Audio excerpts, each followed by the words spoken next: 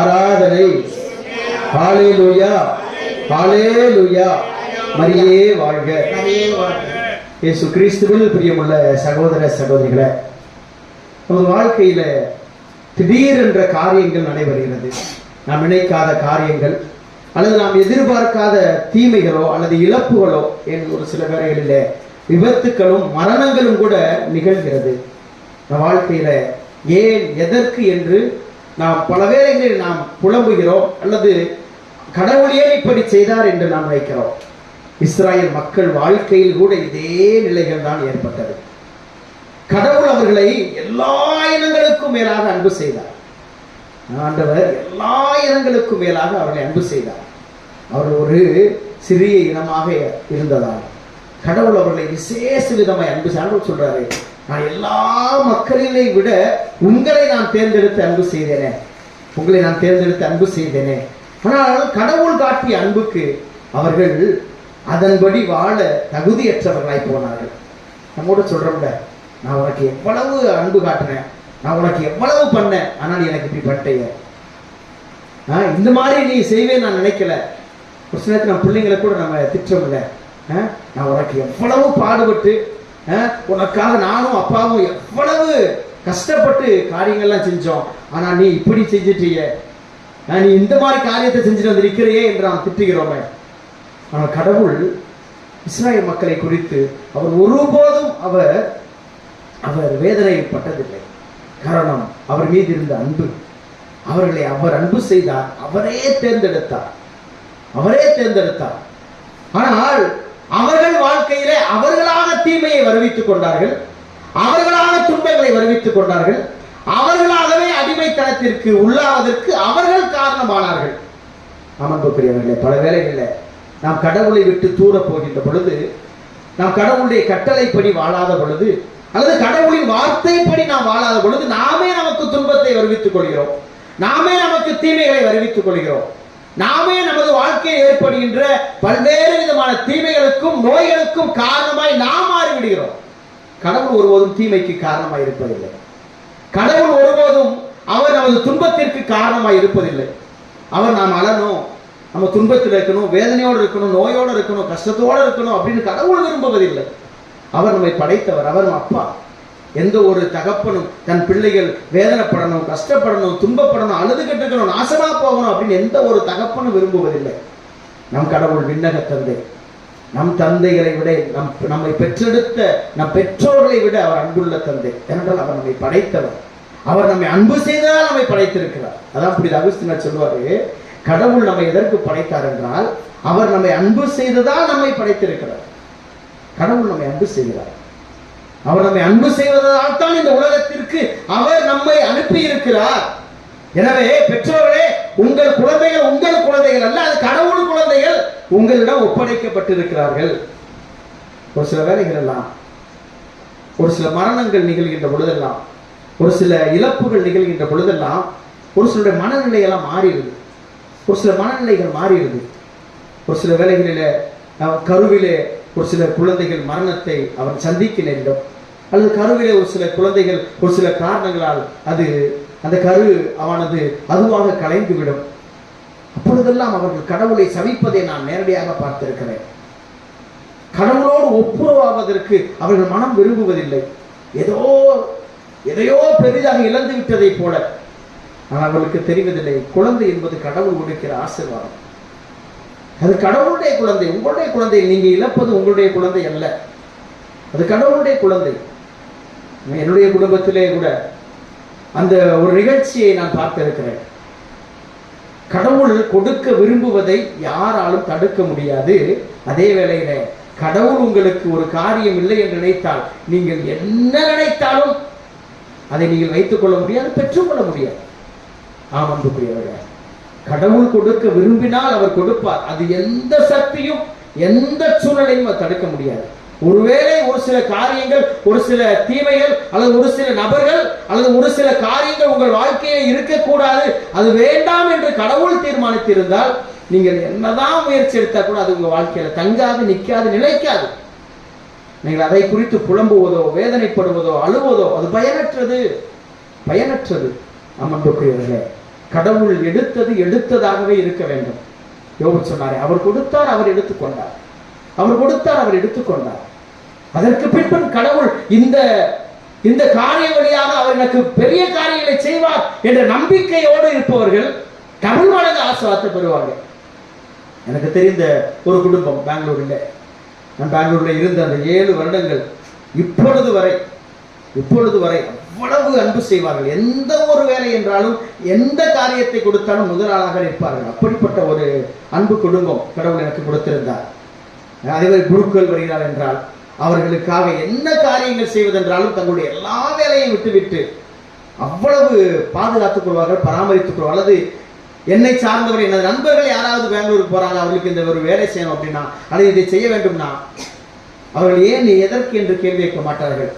Father சொன்னாங்க என்ற ஒரு வார்த்தைக்காக அவர்கள் நாள் முழுவதுமாக அவர்களோடு இருப்பார்கள். அவர்களுக்கு என்ன தேவையோ, எங்க கூட்டு போகணுமோ அங்க கூட்டு போவாங்க, என்ன உதவி செய்யணுமோ அதை செய்வார்கள். அப்படிப்பட்ட ஒரு குடும்பம். அவருடைய வாழ்க்கையில, அவருடைய மகள் வாழ்க்கையில ஒரு சிறிய ஒரு துன்பம் நிகழ்ந்தது. அவர் திருமணமாகி கருவுற்று 3ஆம் மாதத்திலே நன்றாக குழந்தை இருக்கிறது என்று சொன்னார்கள். எந்த ஒரு தீமையும் இல்லை, குழந்தை மிக மிக நன்றாக இருக்கிறது, எனவே அவர்களுக்கு எந்த ஒரு குறையும் இல்லை என்று சொல்லி அனுப்பிவிட்டார்கள். 5ஆவது மாதத்திற்கு போனார்கள். அவர்கள் போன பொழுது ஒரு மாபெரும் ஒரு பெரிய ஒரு ஷாக் அவங்களுக்கு கொடுக்கப்பட்டது.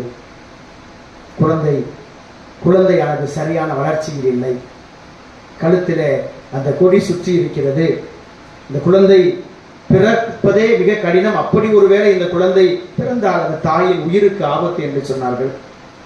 இந்த குழந்தை ஒருவேளை பிறந்தாலும் அந்த குழந்தை சில நாட்களிலே மரித்துவிடும் என்று அந்த மருத்துவர்கள் அவர்கள் சொன்னார்கள். இருந்தாலும் கடவுள் கொடுத்தது அல்லவா என்பதற்காக ஜெபத்திலே வைத்தோம். ஜெபத்திலே வைத்து கடவுளுடைய திட்டத்திற்காக நாங்கள் வேண்டிக் கொண்டிருந்தோம். அந்த மருத்துவர்கள் சொன்னார்கள், இது தாயின் உயிருக்கு ஆபத்தாய் முடியும் என்று சொன்னார்கள். தாயின் உயிருக்கு ஆபத்தாய் முடியும் என்று சொன்னார்கள். எனவே அந்த ஒரு நிலையை கருத்தில் கொண்டு அந்த குழந்தை தானாக அபார்சன் ஆவதற்குரிய அந்த நிலைக்கு தள்ளப்பட்டது. அழுதார்கள், புலம்பினார்கள். ஆண்டவரிடத்தில் ஒரு காரியத்தை ஒப்புக் கொடுத்தோம். ஆண்டவரே, இது உமக்கு சித்தம் இருந்தால் நிகழட்டும், இல்லை என்றால் இது உமது விருப்பத்தின்படியே நடக்கட்டும், இது விருப்பத்தின்படியே நடக்கட்டும் என்று கடவுள் கரங்களிலே ஒப்புக் கொடுத்து நான் சொன்னேன், இந்த குழந்தைக்காக நீங்கள் ஒரு மாதம் நீங்கள் திருப்பலி ஒப்புக்கொடுங்கள். அந்த குழந்தைக்காக பிறக்காமல் கருவிலே மரித்த அந்த குழந்தைக்காக நீங்கள் திருப்பலி ஒப்புக்கொடுங்கள் என்று சொல்லி அந்த குழந்தையை கருவிலே இறந்த, அந்த வயிற்றை இறந்த அந்த குழந்தையை முறையான முறையில் நாம் அங்கு அடக்கம் செய்து அந்த குழந்தைக்கு ஜெபங்கள் ஜெபித்து அந்த குழந்தையை அடக்கம் செய்தோம். எனவே அவரிடத்தில் சொன்னேன், திருப்பலி மட்டும் ஆண்டவரிடத்திலே ஒப்பு கொடுத்து கடவுளுக்கு நீங்கள் நன்றி சொல்லுங்கள்.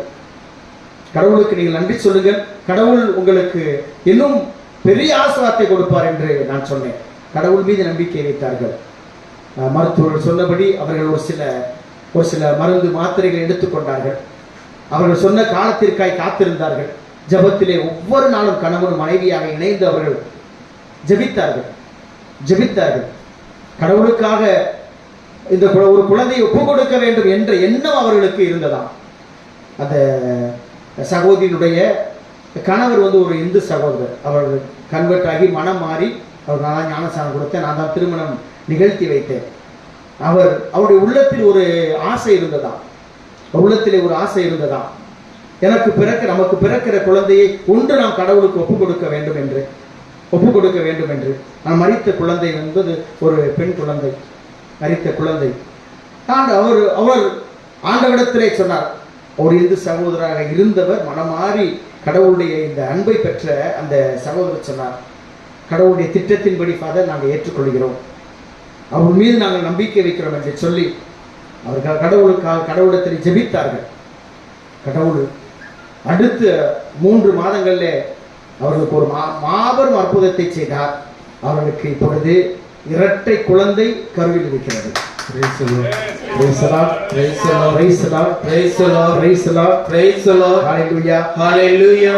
குழந்தை. அந்த சகோதரர் மீண்டும் சொன்னது அதுதான், கடவுளின் திட்டத்தின்படியே இது நடக்கட்டும் ஃபாதர். ஆனால் எங்கள் குழந்தை, எங்களுக்கு கிடைக்கிற குழந்தையை நிச்சயமாக ஒரு குழந்தையை நாங்கள் கடவுளுக்கென்றே ஒப்புக் கொடுக்கிறோம். அது நாங்கள் எங்களுடைய திருமண நாளன்றே நாங்கள் முடிவு செய்தோம் என்று சொன்னார்கள். Praise the Lord. ஹalleluya. ஹalleluya. கடவுள் வாழ்க்கையிலே அவர் செய்கிற காரியத்தை நாம் நன்றியோடு ஏற்றுக்கொள்ள வேண்டும். அவர் நம்ம வாழ்க்கையிலே திட்டமிடுகிற காரியத்தை நாம் ஏற்றுக்கொண்டாலே போதும். இதற்கு ஆப்போசிட்டாக இன்னொரு சகோதரி, அந்த சகோதரிக்கும் இதே நிலைதான். 3 மாதம் 4 மாதங்கள் குழந்தைக்கும் தாய்க்கும் எந்த பிரச்சனையும் இல்லை என்று சொன்னார்கள். 5ஆவது மாதத்தில் மீண்டுமாக இந்த குழந்தைக்கு சரியான வளர்ச்சி இல்லை, மூளை வளர்ச்சி இல்லை, தண்டுவடம் வளைந்திருக்கிறது. இந்த குழந்தை பிறந்தால் அது ஒரு குறை குழந்தையாய் பிறக்கும். அது அந்த குழந்தை நீண்ட நாள் உயிரோடு வாழாது. அதனால் குழந்தைக்கும் பிரச்சனை, தாய்க்கும் பிரச்சனை என்று சொன்னார்கள். ஆனால் இந்த சகோதரி ஏற்றுக்கொள்ளவில்லை, ஏற்றுக்கொள்ள மனமும் இல்லை. எவ்வளவோ சொல்லி பார்த்தோம், கேட்கவில்லை. ஜெபித்து பார்த்தோம், கடவுளுடைய திட்டத்திலே நாம் வைத்திருப்போம் என்று சொல்லி 1 மாதம் ஜெபித்தோம். ஆனால் மருத்துவர்கள் சொன்னார்கள் இது உயிருக்கு ஆபத்து என்று சொல்லி. எனவே அந்த சகோதரிக்கு ஆலோசனைகள் கொடுக்கப்பட்டது. இருந்தாலும் ஏற்றுக்கொள்ள மனம் வரவில்லை. இறுதியிலே அந்த குழந்தை, அதுவும் ஒரு பெண் குழந்தை தான், அந்த குழந்தை கருவிலே அழிக்கப்பட்டது. அந்த குழந்தை எடுத்து புதைக்கப்பட்டது. ஆனாலும் இன்று வரை அந்த குழந்தைக்காக அந்த சகோதரி அழுது கொண்டே இருக்கிறார். எந்த நிகழ்ச்சிக்கும் வருவதில்லை, எந்த ஒரு முகத்திலே ஒரு மகிழ்ச்சி இருப்பதில்லை, ஒரு சந்தோஷம் இருப்பதில்லை. நான் எவ்வளவோ சொல்லி பார்த்து விட்டேன். கடவுள் அவர் உன் வாழ்க்கையிலே ஒரு மாபெரும் அற்புதத்தை செய்ய போகிறார். அதற்கு உன்னுடைய வேதனையும் உன்னுடைய அழுகையும் தடையாயிருக்கும், உன்னுடைய துக்கம் தடையாயிருக்கும். கடவுளுடைய ஆசீர்வாதத்தை நீயே தடை செய்து கொண்டிருக்கிறாய். நீ நினைக்கிற காரியம் நடக்காது என்று நான் தெளிவாக சொல்லிவிட்டேன். ஆனால் கேட்பதற்கு மனமில்லை. இன்று வரைக்கும் கூட ஒரே அழுகைதான். இறந்த குழந்தையை நினைத்து அழுகைதான். நான் எவ்வளவோ சொல்லி பார்த்தேன். அது உன்னது குழந்தை அல்ல, கடவுள் கொடுத்தது. கடவுள் குழந்தை, அவர் கொடுத்தால் அவர் எடுத்துக் கொள்வார். கடவுள் மீது உனக்கு நம்பிக்கை இருந்தால் இதைவிட மேலான காரியங்களை செய்வார் என்று சொல்லியும் அந்த சகோதரி கேட்பதில்லை. அந்த சகோதரி ஒரு குருவானுடைய சகோதரி கூட, குடும்பத்தில் ஒரு குருவானவர் இருக்கார், இருந்தால் நம்புவதில்லை, விசுவசிப்பதில்லை. அவ்வளவு துக்கம், துயரம் தான். எனவே நான் அந்த சகோதரிக்காக ஜெபித்துக் கொள்வேன். எப்பொழுதும் ஜெபிக்கிறது. கடவுள் ஒரு மாற்றத்தை கொடுக்க வேண்டும். அன்புக்குரியவர்களே, இறை வார்த்தை சொல்கிறது, முக வருத்தம் எலும்புகளை உருக்கும். நம்ம அந்த காலத்துல எல்லாம் சொல்லுவாங்க, எலும்புடிக்கு நோயின்னு ஒரு நோய் சொல்லுவாங்க. அப்படித்தானே பைபிள் சொல்றது.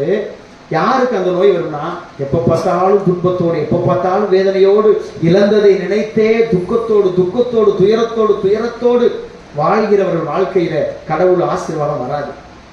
கடவுள் ஆசீர்வாதத்தை பெற்றுக்கொள்ள முடியாது. இழந்தது இழந்ததாகவே இருக்கட்டும். கடவுள் கொடுத்தால் கடவுள் எடுத்துக்கொண்டார். இழந்ததை குறித்து ஒருபோதும் துயரப்படாதே, ஒருபோதும் துக்கப்படாதே. ஒரு சகோதரி தன் கணவன் இறந்த 3ஆம் நாள் என்னை சந்திக்க வந்தாங்க. நான் முகத்தை ரொம்ப மாறி வேதனையா சோகம் வச்சுக்கிட்டு நான் உட்கார்ந்துருக்கிறேன் என் ரூம்ல. வந்தாங்க. ஃபாதர் எப்படி இருக்கீங்க ஃபாதர்? நல்லா இருக்கீங்களா ஃபாதர்? ரொம்ப நன்றி ஃபாதர், நல்லா அருமையான மாசம் வைத்தீங்க ஃபாதர். உண்மையிலே எனக்கு மிக்க மகிழ்ச்சி. என் கணவருடைய ஆன்மா நிச்சயமாக விண்ணகத்திற்கு அது எடுத்து செல்லப்படும் ஃபாதர். ரொம்ப மகிழ்ச்சி என்று சந்தோஷமா அவங்க மகிழ்ச்சியோடு நல்ல உடை உடுத்தி நன்றாக அவர்கள் வழக்கம் போல வருவது மாதிரி தன்னுடைய பிள்ளைகளோட வந்து மகிழ்ச்சியோடு அவருடைய வரையில உட்கார்ந்துட்டு இருக்கிறாங்க. என்னடா ஆச்சு எனக்கு? என்னுடைய முகம் இறுகி போயிருக்கு. என்ன ஃபாதர் ஒரு மாதிரி இருக்கீங்க, ஓட முடியலையா, தலை வலிக்குது அப்படின்னு என்ன கேட்கிறாங்க. இல்லம்மா அப்படின்ட்டு. எனக்கு ஒரே ஆச்சரியம்.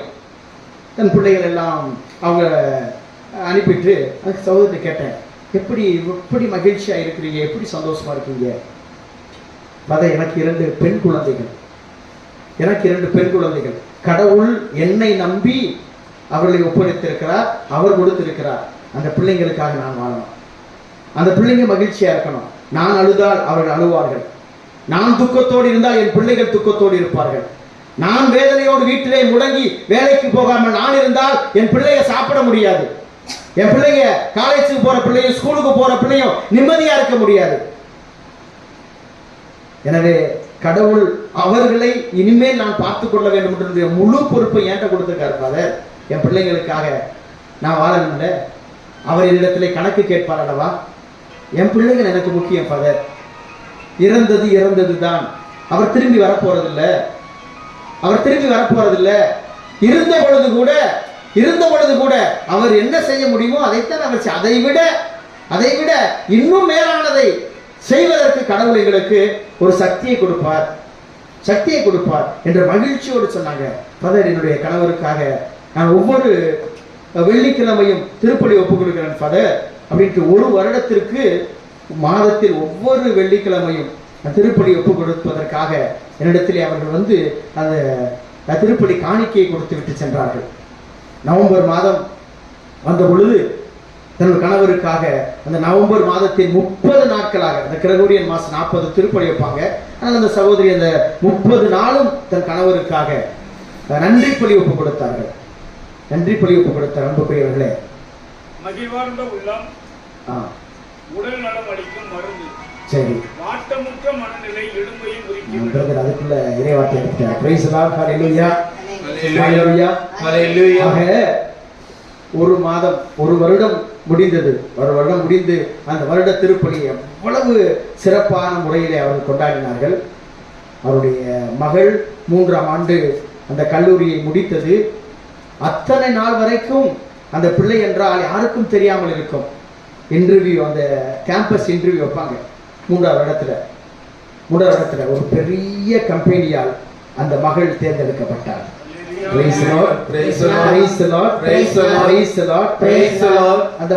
யாருக்கும் அந்த நம்பிக்கையே இல்லை. எல்லோருக்கும் ஆச்சரியம், எப்படி உன்னை தேர்ந்தெடுத்தார்கள்? படிப்பில் அவ்வளவு சிறந்தவர் அல்ல, அவ்வளவு வெளிப்படையாக உன்னை பற்றி யாருமே பேசியதில்லை, உனக்கு பேசுறதுக்கே பயமா இருக்கும். நீ எப்படி போய் அந்த 3 பேர் மத்தியில உட்கார்ந்து அவ்வளவு பெரிய அந்த கம்பெனியில அந்த கம்பெனிக்கு தேர்ந்தெடுக்கப்பட்ட 3வரில் இந்த சகோதரி ஒருத்தி. எதிர்பார்க்காதது. அந்த காலேஜ்ல முதல் மார்க் வாங்கிய ஒரு பையனுக்கு அந்த கம்பெனில இடம் கிடைக்கல. 2வது மார்க் வாங்கிய பையன் கூட எதிர்பார்த்தான், அவனுக்கு கிடைக்கல. எல்லா திறமையும், அப்படி பேச்சு போட்டினா பேச்சுனா அவ்வளவு பேசுகிற திறமை வாய்ந்த ஒரு சகோதரி, அந்த சகோதரிக்கு அந்த இடம் கிடைக்கல. ஆனால் இவளுக்கு, இந்த சகோதரிக்கு அந்த கம்பெனியில இடம் கிடைத்தது. வெளியே வந்து சொன்னது, அந்த சகோதரி சொன்னது, கடவுளுடைய கிருபை, அவருடைய இரக்கம் மட்டுமே. 2வது என் தாயின் ஜெபம் என்று சொன்னார்.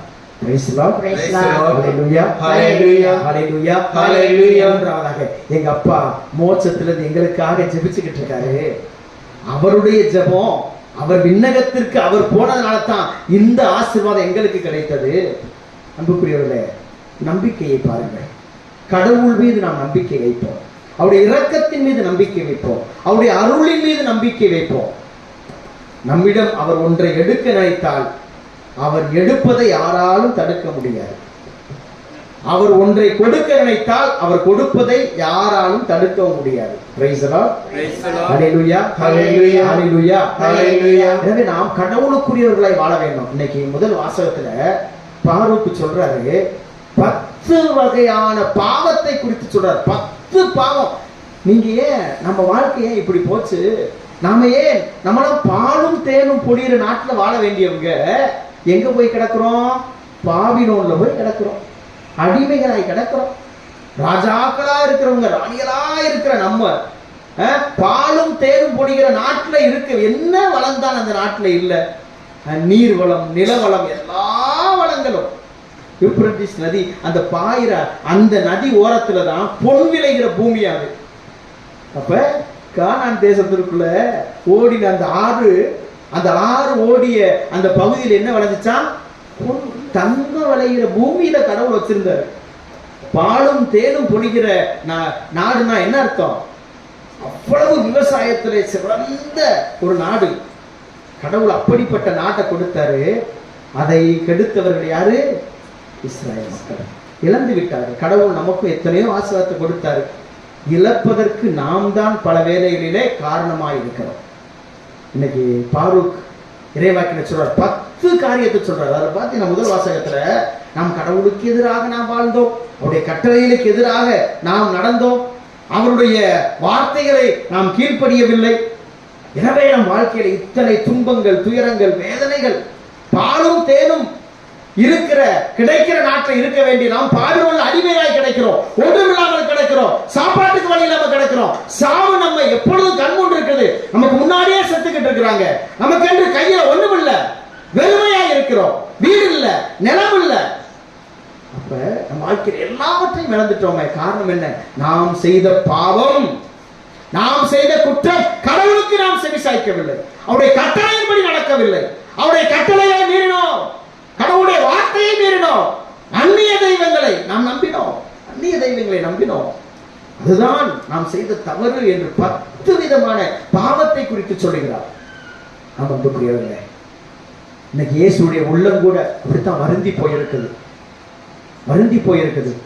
கராசின் பெத்சாய்தா நகரை பார்த்து சொல்றாரு, ஐயோ கேடு அப்படிங்கிறாரு. சப்போஸ் இயேசு நம்ம வீட்டுக்கு வந்தா நம்மை பார்த்து என்ன சொல்லுவார்? இன்னைக்கு சிந்திச்சு பாருங்க. ஒருவேளை இயேசு இன்னைக்கு என் வீட்டுக்கு வந்துட்டார்னா என் வீட்டை பார்த்து என் மகனே, என் மகளே, ஐயோ கேடுன்னு சொல்லுவாரா? அல்லது உன்னை குறித்து நான் சந்தோஷப்படுறேன், உன்னை குறித்து நான் மகிழ்ச்சி படுறேன், இவ்வளவு விசுவாசமா இருக்கிறையே, இவ்வளவு புனிதமான வாழ்க்கை வாழ்கிறாயே, இவ்வளவு நம்பிக்கையோடு வாழ்கிறாயே, உன் குழந்தைகளை இப்படி தெய்வ பயத்துல வளர்த்திருக்கிறையே அப்படின்னு கடவுள் நம்மை குறித்து பாராட்டுவாரா? இல்ல இந்த கராசின் பெத்சாய்தா நகரை சபித்ததை போல நம்ம சபிப்பாரா? கடவுள் இன்னைக்கு நம்மளை பார்த்து என்ன சொல்லுவாரு? நமக்கு என்ன சர்டிபிகேட் கடவுள் கொடுப்பாரு? உங்க ஒவ்வொருவருக்கும் தெரியும், உங்க ஒவ்வொருவருக்கும் தெரியும் கடவுள் நமக்கு கொடுக்க போகிற சர்டிபிகேட் என்ன அப்படின்ட்டு. Price the Lord, praise the Lord. சொல்றாரு, நானு தீர் சீதோன் பகுதியில, அங்க உங்க வாழ்க்கையில, உங்க குடும்பத்துல, உங்க நாட்டுல செஞ்ச நன்மைகள் அங்க செஞ்சிருந்தேன்னா அவங்க நேரம் எப்படியோ மனமாறி இருப்பாங்க. ஆனா நீங்க கடவுளுடைய அற்புதத்தை கண்டிருக்கீங்க, கடவுளுடைய ஆசீர்வாதத்தை கண்டிருக்கீங்க, கடவுளுடைய வல்லமையை கண்டிருக்கீங்க. அப்படி இருந்தும் நீங்கள் மனம் மாறவில்லையே. அன்புக்குரியவர்களே, நாம் இந்த நாளிலே சிந்திப்போம். கடவுளை விட்டு நாம் எவ்வளவு தூரம் போயிருக்கோம் நம்ம சிந்திப்போம். அவருடைய கட்டளையை விட்டு, அவர் மீது உள்ள நம்பிக்கையை விட்டு, அவருடைய வார்த்தையை விட்டு நம்ம எவ்வளவு தூரம் சென்றிருக்கிறோம் சிந்திப்போம்.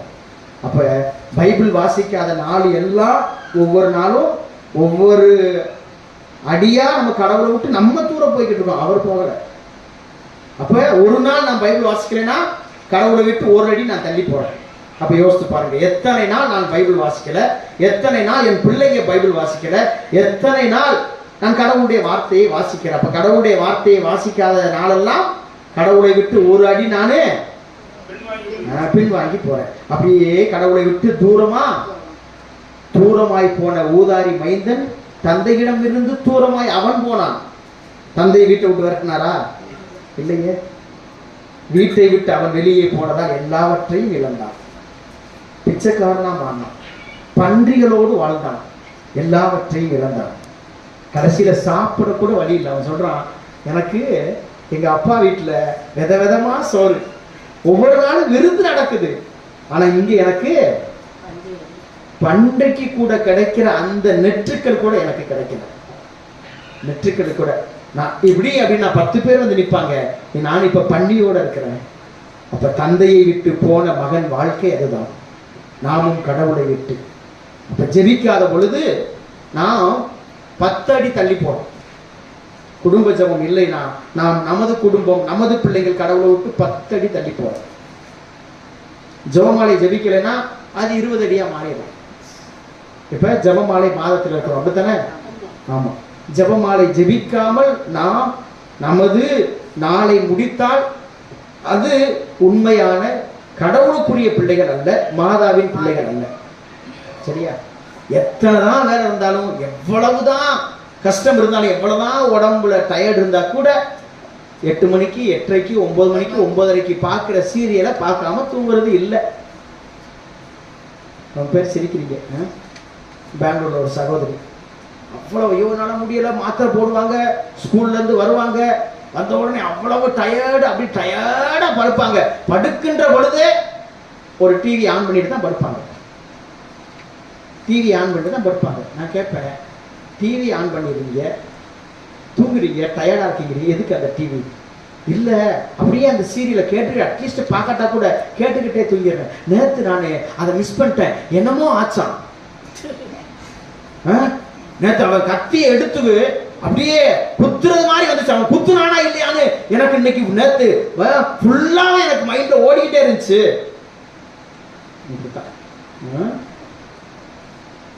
நைட்டு 9 மணி 8:30 இதுல வேற ஏமா அப்படிட்டா, ஃபாதர் சும்மா இருங்க ஃபாதர், நாங்க பாக்குறதே இந்த ஒரு சீரியல் தான், நீங்க அதையும் பார்க்க விட மாட்டீங்களே. Praise Lord. நான் அப்படியே சொல்லி சொல்லி நீ 4 சீரியல் பாக்குறேம்மா. ஹல்லேலூயா ஹல்லேலூயா ஹல்லேலூயா. சீரியல் பார்க்கும் போதெல்லாம் தலைவலிக்க மாட்டேங்குது, சீரியல் பார்க்கும் பொழுதெல்லாம் உடம்பு வலிக்க மாட்டேங்குது. அப்ப டிவி பார்க்கறதுக்கெல்லாம் இந்த சாக்கெல்லாம் வர மாட்டேங்குது. எதுக்கு தான் சாக்கு போக்கு? ஜெபிக்கணும்னா சாக்கு போக்கு.